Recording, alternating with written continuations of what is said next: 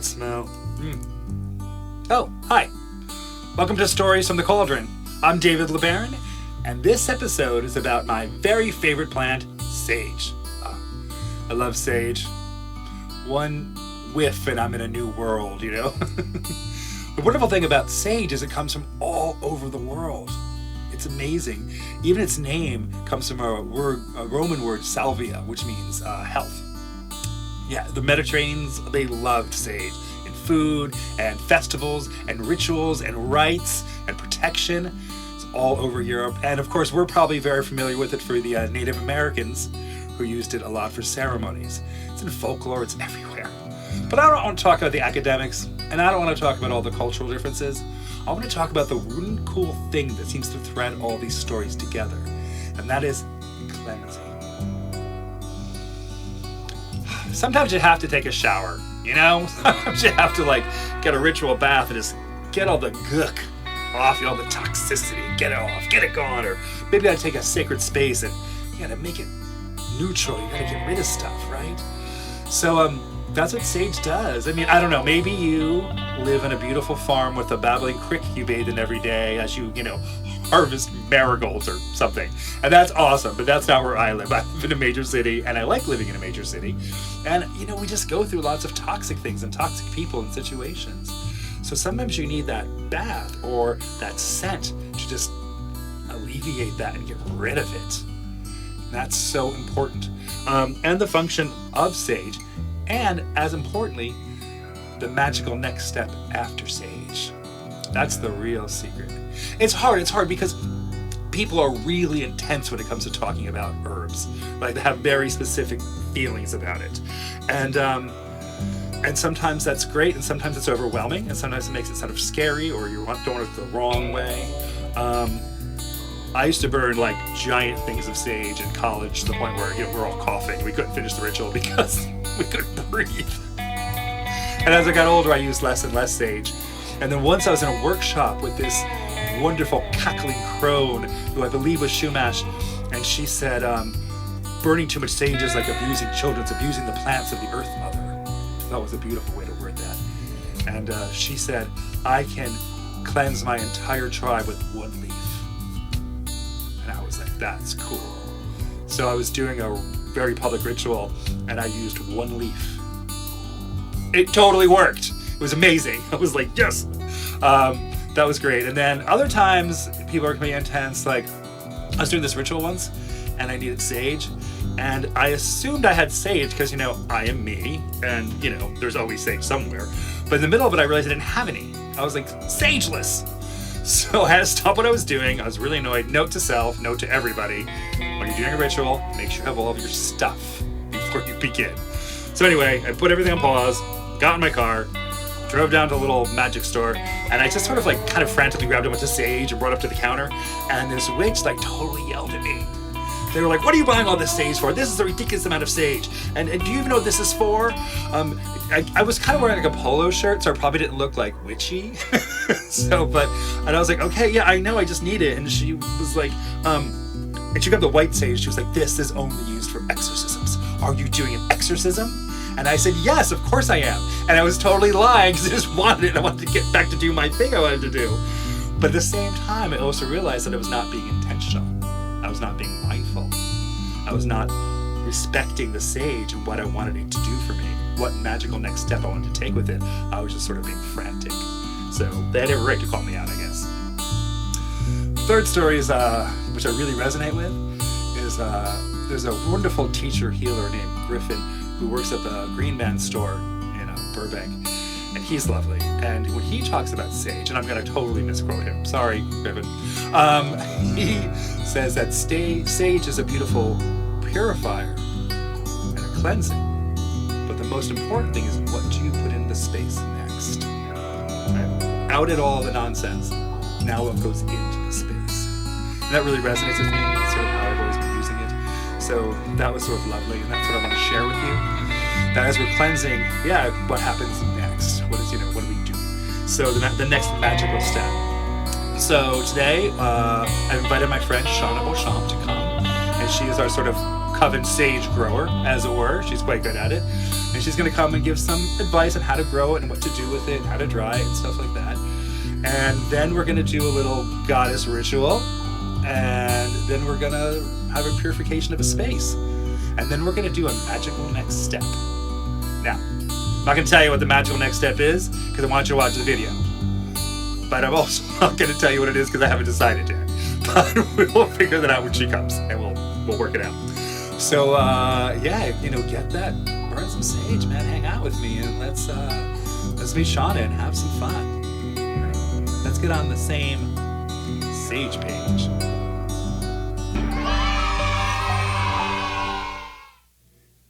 Hey everybody, welcome back. I'm so glad you're here because I get to introduce you to one of my favorite people in the world. Is Shanna here? There she is! Yay! Shauna's here! Oh, how are you? I'm good. Thank you for having me. Thanks for coming. I know you're so busy with all the things you do. Look at all the great things you brought me. I'm so excited about this. Hi. This is my friend Shanna. Nice to meet you. And Shanna is the queen of sage. Hey, come on. It creates all of the sage that we use in our groups and our rituals for not just our group, other groups are part of. And I've asked her to come here because to teach you sort of like what sage is about, how to grow it, what to do, what not to do, things like that, which I do not know. So I'm going to lick it all on you. Okay. Well, hello. Lovely to meet you. So what type of things do you want to know about, David? There's so much. There's so much. Well, like, if I or someone wanted to, like, maybe grow their own sage, like your house is filled with sage. Yes. Like, she's sage everywhere. How did you, like, do that? Oh, yes. Thank you. I got a little obsessed with native plants and species because they are so good for and native meaning from where you're from, right? Correct. So they're native to the region. Thank you very much for clarifying that. So these are California native species, meaning that were created and live here well before I was here, and that they are good for the environment around. So they have lots and lots of different uses, not just magical uses, but also uses for the local community. You know, not just the people community, but also the animals, the pollinators, bunnies. Bunnies. We have a sage plant in the back that has a little bunny living in it, and he's so sweet because some of the native plants can be protecting some of the native animals. Also, some of the native plants, they bring the bees around. There's one specific plant that's specifically sage plant that is native to California that's called the hummingbird sage plant, and it draws in hummingbirds. Do we have that? Yeah, we got a little bit in here. It's the seed area, the bud of it, so I would be very careful with just the bud. The leaves are the same as most sages, but it's a very strong... Can't smoke the bud. You don't need a lot of that for a spell. That is very, very powerful. I, as most people know, am terrible with plants. I have no green thumbs. I own a single cactus that is on the brink of death. But it loves me. It does. It's still alive. It's still alive. So here's my question. So I have a piece of land and I want to grow a plant. What do I do? What's step one? Yeah, I mean, I think it always starts with a little research. You know, what am I able to grow in my area? So we call these native plants because they are native to the region. So I would say what's native to my region that helps the environment. Do a little research on that. Look at what your hardiness level is. There's a number that's associated with that. You can just Google it. Wait, stop. There's a hardiness number? Yes, there's a hardiness number. I love this. I'm quite hardy. What's my hardiness number? What's mine? 10, baby. 10. Oh, 10. 10. Flip my hair. 10. Right. What's your hardiness number? But that's just the places all around, specifically the United States and the world, but our United States hardiness factor, so that you know what can grow where you are and what's appropriate to grow where you are. Sure. So once you know what plant you want, you can either go to a nursery and people can talk to you about that plant. Not all nurseries are created equal, though, right? No, I would definitely look for a native plant species nursery so that they are really educated and passionate about the plants that are from where you live. Yeah, so I would definitely figure out, hey, where am I? What are my goals? What do I want? What's responsible for me to grow? Okay, cool. And then grab it. You can go from seed, or at the nursery you can get a small plant, which is much easier. I would imagine. Then you just have to make sure you've got the right soil. I'd recommend putting it into the ground if you can, because they have long root structures. How long? It depends on the plant. So the hummingbird sage, you could put that one in a pot. It's about 2 feet to the side, 2 feet down. Okay. But some other ones go 10, 12, some even 20 feet Are you down. figuring Like, out- sagebrush will go to like really, Wow, really deep. why that? Why is it trying to find water or something? Why does it do that? Well, that particular plant is holding the mountainside together. So if we have things like mudslides, it will hold actually the mountain together so that the mud and earth doesn't go and harm us. Oh, well, that's cool. Yeah, it's very cool. And isn't it like they can what was that thing you were telling me that they can be born again? Yeah, they're very phoenix-like in a way, because out here specifically, California native plants, we have a lot of fires. Yeah. Many places do, but I'm pretty familiar with these ones. And once they burn, the roots, it will still come back up because there's so much of the plant underground that it won't die. Oh my Yeah. god, that's so cool. So I would They're so figure cool. that I would figure that out. And then make sure you have the right soil. Most of the time, sage plants, salvia needs drainage, good drainage. Rocky is good. Even some clays are okay, but you definitely want to make sure that it's got somewhere that the water can drain off. It will kind of mold. And if I would you don't. imagine this is something that those people at those nurseries can teach you. Right? Absolutely. Okay. And that's Okay. the best way to learn with people in Right. your community. Yeah, it's all about community. And then the last thing I would say is most of the sages need at least 6 hours of sun. So make sure that you plant it in a place where it gets at least partial sun or full sun for part of the day.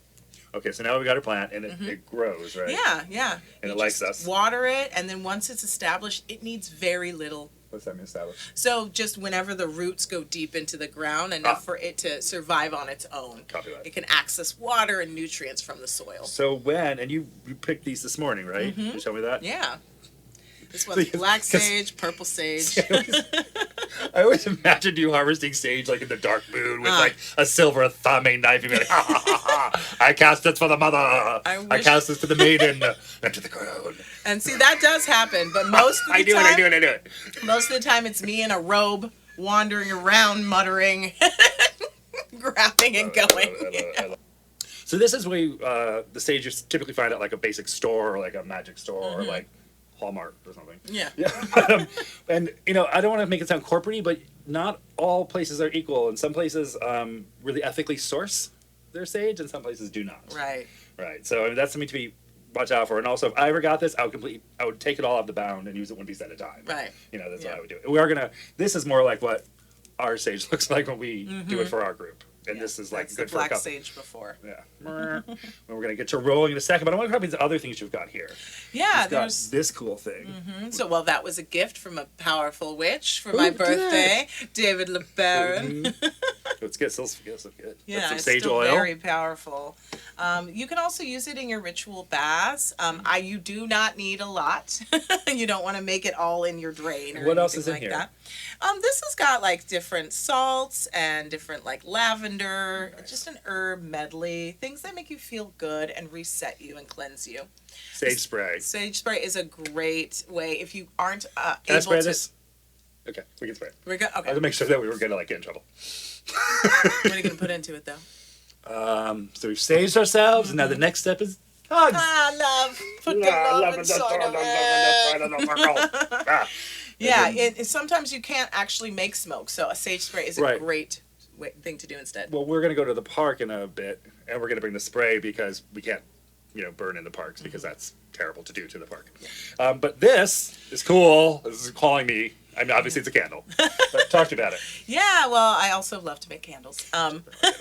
And there's, you can pour it into a candle like container. Again, just wax. It's wax. You just have to melt wax. It's very easy. And this one is just poured into a container. Beeswax though? This is beeswax specifically, but there's all sorts of different kinds. I find this to be the most pure, Sure. as far as intention-wise, taking on Oh, intention. Think But about you it. can put in whatever you want. This candle has a lot of different sage and a little bit of black salt in there, so it's a deep Yeah. production candle. Wait, you went overboard?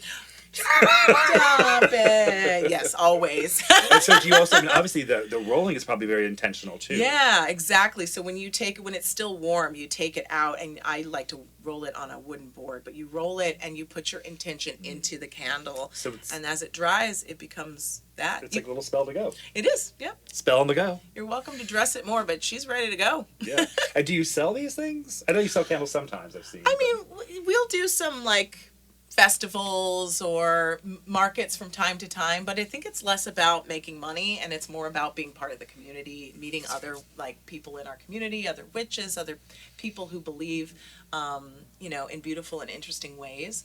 But no, most of this is just built for the tribe and my own home protection, and to support the animals and birds and all of the environment.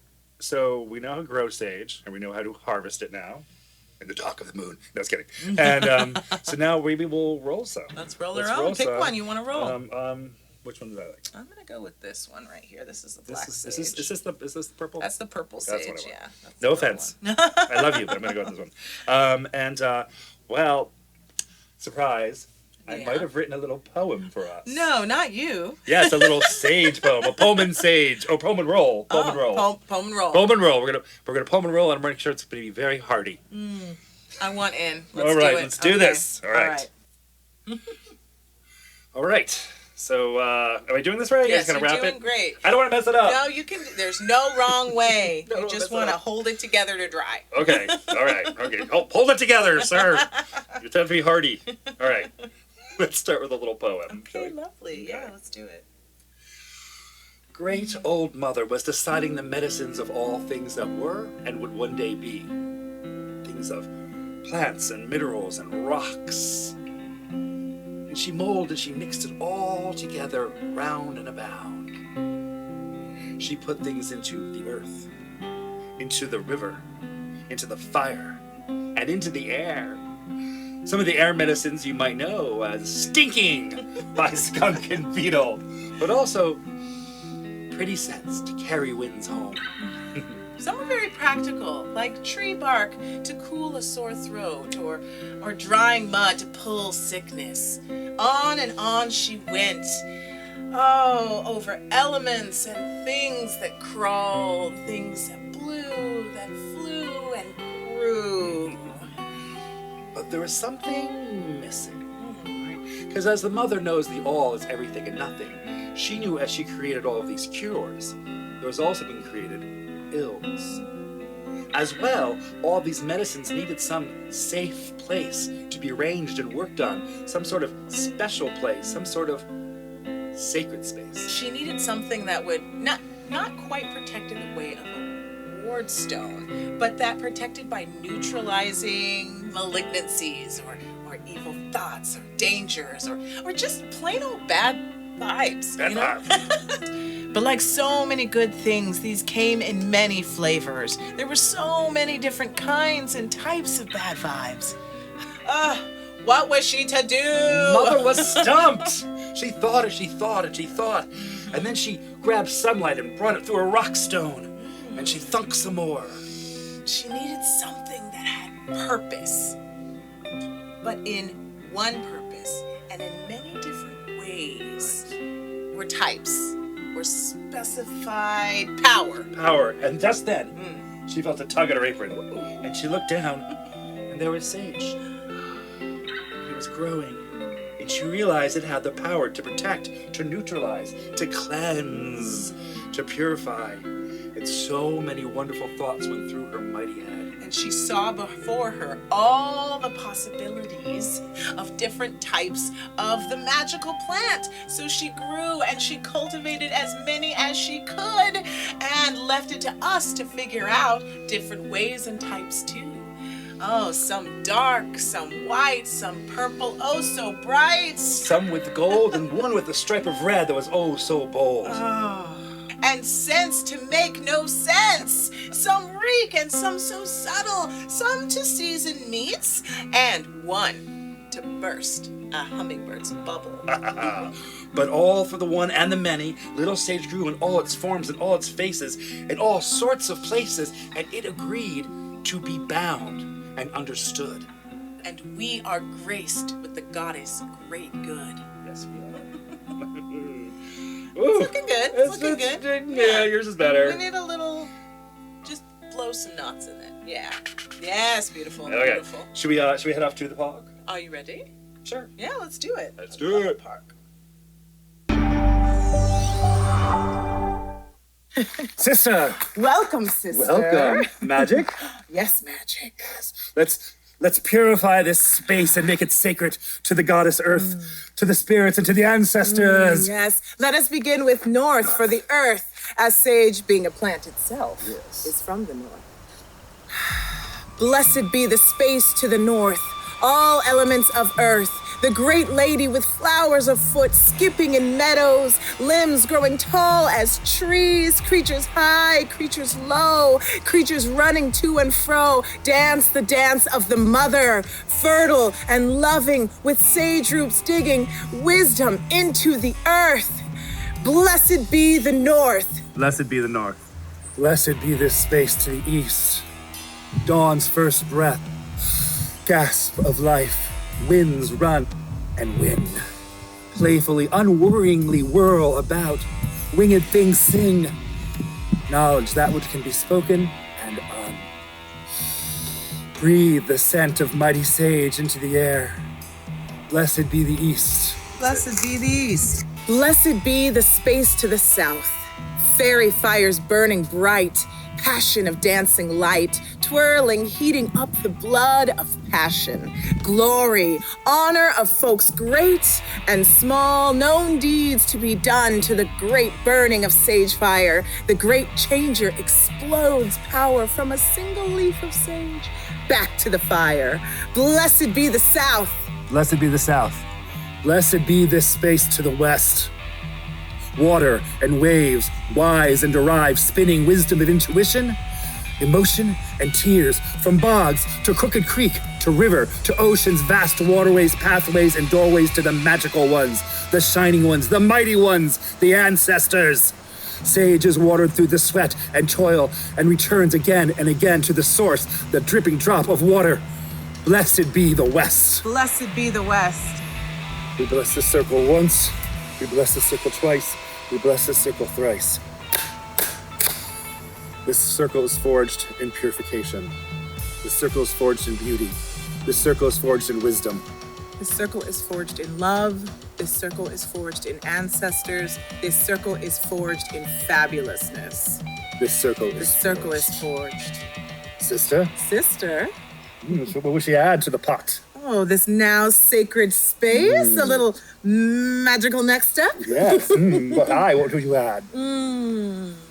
I would add love. Aw.